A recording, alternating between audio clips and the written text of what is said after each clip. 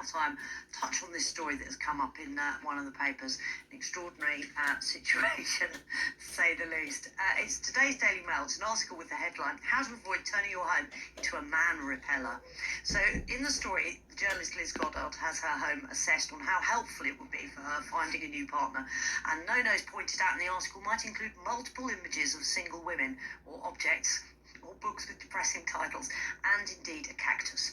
Suzanne Roynan is the interiors therapist, I should say, in the Declutter Coach, who was interviewed in the article. Suzanne, lovely talking to you. I love the bit where you approach Liz and say gently that there are at least 30 images of strong, single, independent women in your house. You are sending a very clear message. What was it like for you going in there? Well, hello Sarah, hello Louisa. It was very, very interesting actually. It's always fascinating when you go into somebody's home, and I deliberately don't find out very much about them before I go, because I like to have a look around on my own and just pick up really what might be going on in their lives. So what was this house saying? What was it when you walked in? What was Liz's house saying?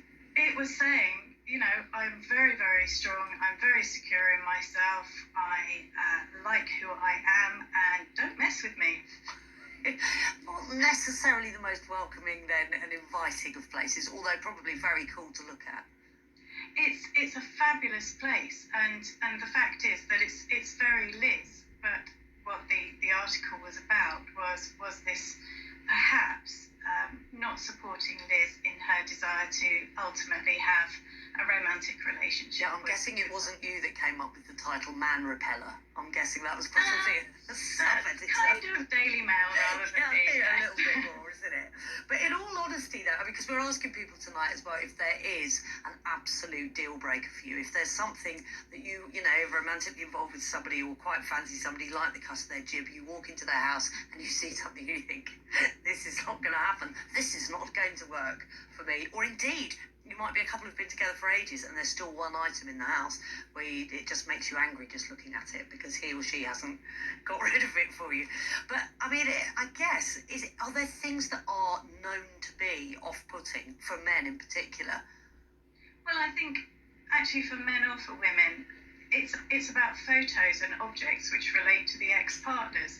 So if you've got on your wall all your pictures of your wonderful trips around the world with your ex, that's really not going to entice a new partner, either male or female, into your life. They want to know that you're interested in them and not clinging on to something from the past.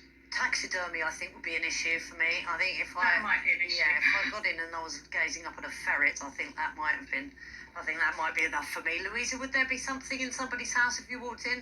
I mean, taxidermy would be up there, I won't lie. Yeah, I think that would freak me out. Or, you know, when somebody has, like, ashes of a relative on the fireplace, I think that would...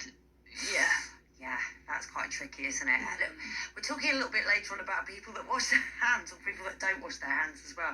Apparently people freak out about the amount of cleanliness that people have. So obviously if the house is falling down dirty as well. But look, do you practice it is well known now because of the famous Marie Kondo. She's made it kind of trendy for everybody, Suzanne, but is that the mode that you recommend to people when it comes to decluttering and sorting their house out? We declutter based on what they're really interested in improving their situation. But yes, I do always start with the bedroom, because I think if you can really hone your decluttering muscles with your clothes and recognise what you love to wear, what makes you feel good, then it's much, much quicker going through the rest of the house. And the fact is, you know, when our clients, when we work together, we change lives, and it's a really, really wonderful thing to do. Yeah, it is completely freeing for people, isn't it? That's the thing that always amazes me about it. People are openly weeping when they've had their houses decluttered. It's like somebody's lifted a great big yoke from around their neck. What is if we only got you up for another few seconds, really, Suzanne? But what are the things that you would recommend that make your house most appealing to other people? Okay, so definitely ditch anything to do with your ex. Okay. And anything that reminds you of your ex, because that's bringing you down subconsciously or consciously. Replace all your bedding, pillows, duvets, covers, even the mattress if you can. You don't want to be sleeping in that same DNA festering mess as your ex was in. Clear anything that you don't use, need, or love. It's all clutter. If something brings you down, let it go. And have happy images around you. Couples, pairs of lamps, candles. You know, if you love a penguin, have a couple of penguins. That's going to bring the coupley energy into your life. And I think this is as important for men as it is for women. The number of men I work with whose lives are transformed by just clearing all the stuff that they hung on to from their marriage is incredible. Brilliant. Suzanne, great to talk to you, but not stuffed penguins. No taxidermy, thank you. Suzanne Royden, interior therapist, declutter coach. Well, let us